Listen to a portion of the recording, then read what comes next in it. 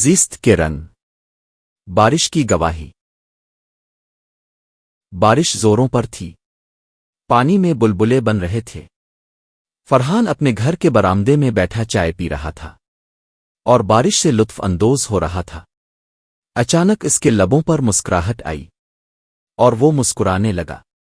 قریب ہی اس کی بیوی بھی بیٹھی ہوئی تھی۔ اس کی نظر اپنے شوہر کے چہرے پر پڑی اور اپنے شوہر کے چہرے پر مسکراہٹ دیکھ کر پوچھنے لگی کہ کیا بات ہے، اب کیوں مسکرا رہے ہو؟ فرحان ایک دم سنجیدہ ہوا اور جواب دیا کہ کچھ نہیں، بس بارش کو دیکھ کر مسکرایا ہوں۔ لیکن بیوی اس کے جواب سے مطمئن نہ ہوئی اور اس نے بار بار پوچھنا شروع کر دیا۔ فرحان نے کہا کہ ایک تو اگر تم عورتوں کو کوئی بات بتا دی جائے تو پھر وہ بات تم سے ہضم نہیں ہوتی جب تک کہ کسی دوسری عورت سے اس کا تذکرہ نہ کر دو۔ بیوی نے جواب دیا کہ کیا آپ کو مجھ پر اتنا بھی بھروسہ نہیں ہے کہ آپ مجھ سے کوئی بات شیئر کر سکیں؟ فرحان نے جواب دیا کہ بھروسہ تو ہے، لیکن راز کو راز نہ رکھنا عورتوں کی کمزوری ہے، اس لیے نہیں بتا رہا۔ بیوی یہ جواب سن کر اور زیادہ متجسس ہوئی اور اب تو اس نے ٹھان لی کہ شوہر کی زبان سے یہ راز آج سن کر ہی رہوں گی۔ چنانچہ فرحان بھی بلاخر بیوی کے بار بار پوچھنے پر بیزار ہو گیا اور کہا کہ میں وہ بات بتا دیتا ہوں، لیکن پہلے تم وعدہ کرو کہ اپنی زندگی میں یہ بات تم کسی کو نہیں بتاؤ گی۔ بیوی نے جواب دیا کہ اب بالکل پریشان نہ ہوں، میرے دل میں ایسے کئی راز دفن ہیں، آپ کو مجھ پر اعتماد کر لینا چاہیے۔ اس وضاحت کے بعد فرحان نے بتانا شروع کر دیا کہ آج سے 3 سال قبل میں نے اور میرے دیگر 2 ساتھیوں نے ایک شخص کو قتل کیا تھا، کیونکہ وہ شخص ہمارے کاروبار کے لیے خطرہ بن چکا تھا اور اسے ختم کرنے کے سوا ہمارے پاس کوئی دوسرا آپشن نہ تھا۔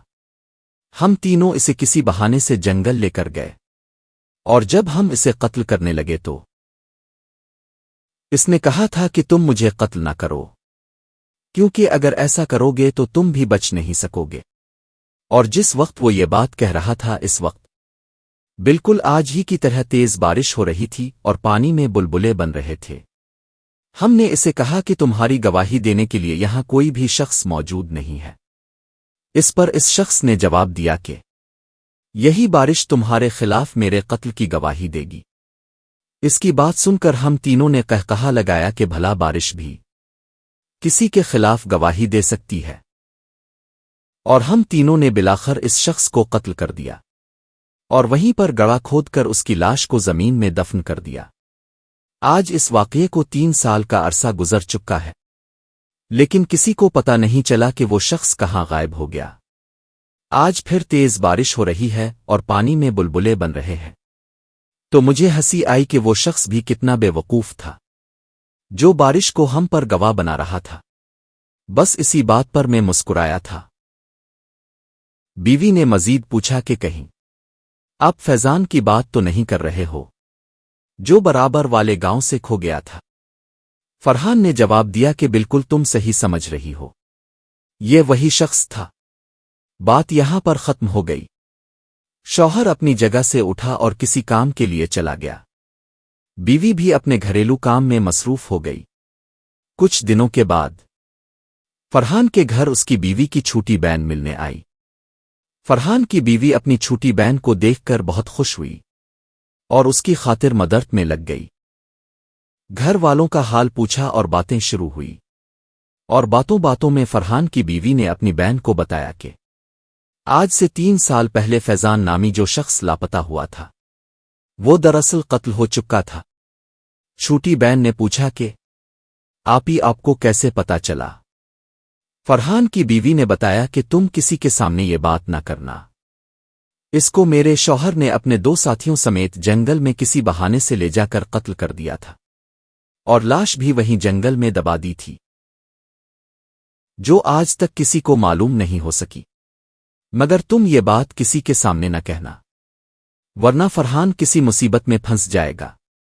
چھوٹی بہن نے کہا کہ آپی میں کیوں کسی کو بتاؤں گی، ہمارا کون سا وہ رشتہ دار تھا، اور ویسے بھی آپ نے بتایا کہ وہ فرحان کے کاروبار کے لیے خطرہ بن چکا تھا۔ चंद घंटे बैठकर छूटी बहन ने वापस घर जाने की इजाजत चाही और घर के लिए रवाना हुई। लगभग 2 महीने का अरसा गुजर गया इस बात को कहे हुए।